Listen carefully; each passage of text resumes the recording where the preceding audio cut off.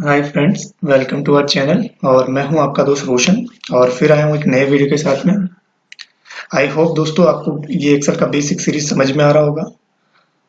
अगर आपको समझ में आ रहा है तो प्लीज़ आप लाइक करें, वीडियो को शेयर करें ताकि ज़्यादा से ज़्यादा लोगों तक ये इन्फॉर्मेशन हम पहुंचा सकें, उनको फ्री लर्निंग हम प्रोवाइड करवा सकें इस लॉकडाउन के दौरान। साथ ही हमारे चैनल को आप सब्सक्राइब करें और बेल आइकन को हिट करें ताकि हमारे आने वाले नोटिफिकेशन आपको मिलते रहे। तो चलिए हम शुरू करते हैं आज का ये वीडियो, जिसमें हम पढ़ेंगे कंडीशनल फॉर्मेटिंग के बारे में। कंडीशनल फॉर्मेटिंग स्टाइल ग्रुप के अंदर आता है और कंडीशनल फॉर्मेटिंग के लिए देखिए हमने ये एक टेबल बनाई है जिसमें सबसे पहला कॉलम है डेट, उसके बाद में नेम ऑफ सेल्समैन और उसके बाद में नेम ऑफ आइटम्स। कौन कौन से आइटम्स है, जैसे biscuit, Maggi, soap, bottle, less, uncle chips, stick, इस तरीके से ये कुछ आइटम्स है और ये हमारे पास में सेल्समैन की लिस्ट है। ठीक है, किस डेट को किस सेल्समैन ने कितना कितना आइटम बेचा, ये सारी डिटेल हमारे पास में यहाँ है।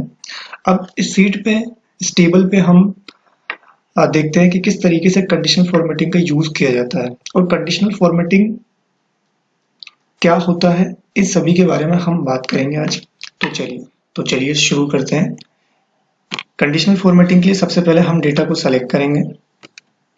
हमने डेटा सेलेक्ट किया। सेलेक्ट करने के बाद में हम कंडीशनल फॉर्मेटिंग पे जाएंगे और कंडीशनल फॉर्मेटिंग में हमारे को सबसे पहला ऑप्शन मिलता है हाईलाइट सेल्स रूल्स।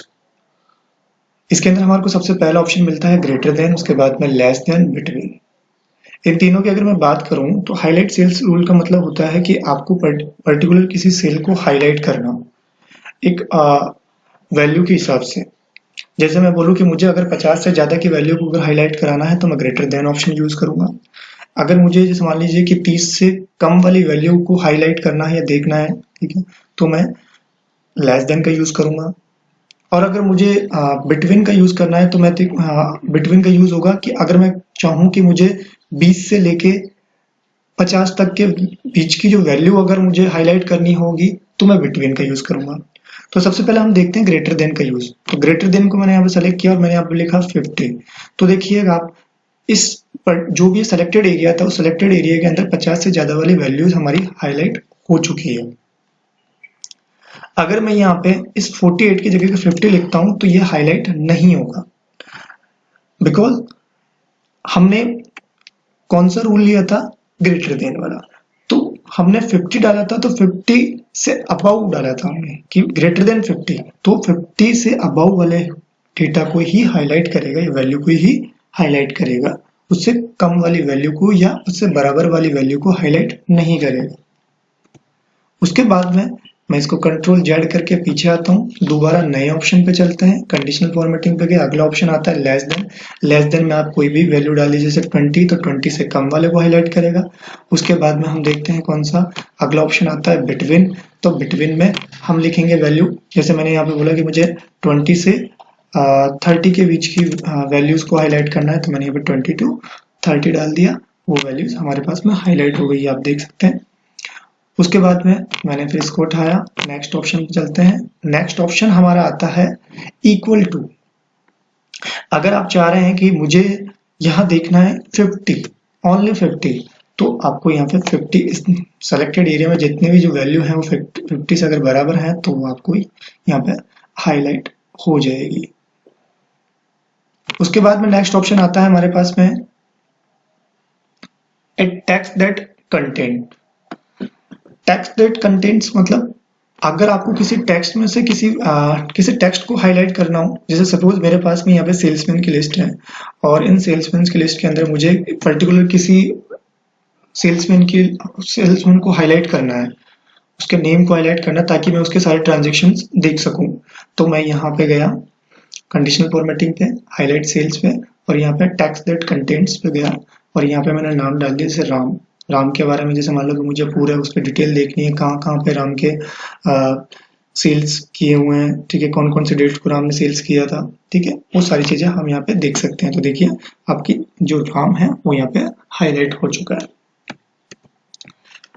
उसके बाद में नेक्स्ट ऑप्शन आता है हमारे पास में ए डेट ऑक्यूरिंग।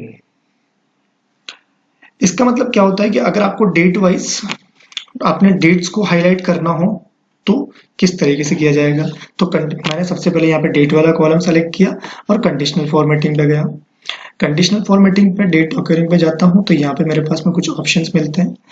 मुझे देखना है, जैसे मान लीजिए कि आज की जो डेट है वो कितनी है, 30 अप्रैल, 30 अप्रैल आज की डेट है, और मैं चाह रहा हूँ कि मुझे कल का जो डेटा है उसको हाईलाइट करना है।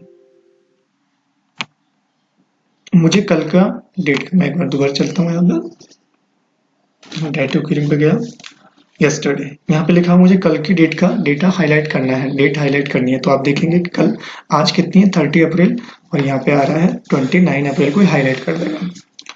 अब जब इस फाइल को आप सेव कर दोगे, सेव करने के बाद में जब नेक्स्ट आप इसको ओपन करोगे तो यस्टरडे आज की डेट हो जाएगी।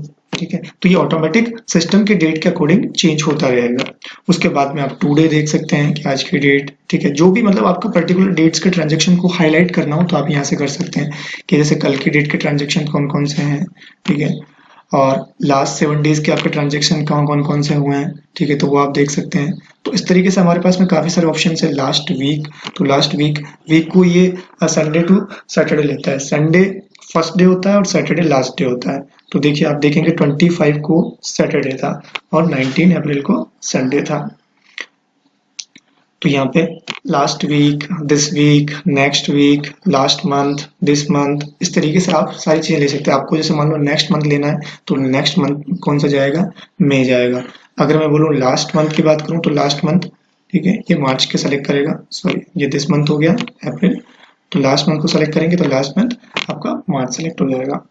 ठीक है, ओके, आगे चलते हैं। उसके बाद में मैंने किया इसको ओके।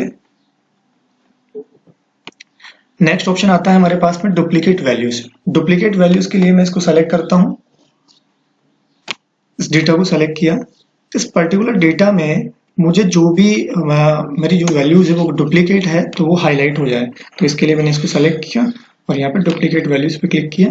तो यहाँ पे आप देखेंगे कि जितनी भी डुप्लीकेट वैल्यूज हैं वो हाईलाइट हो गई।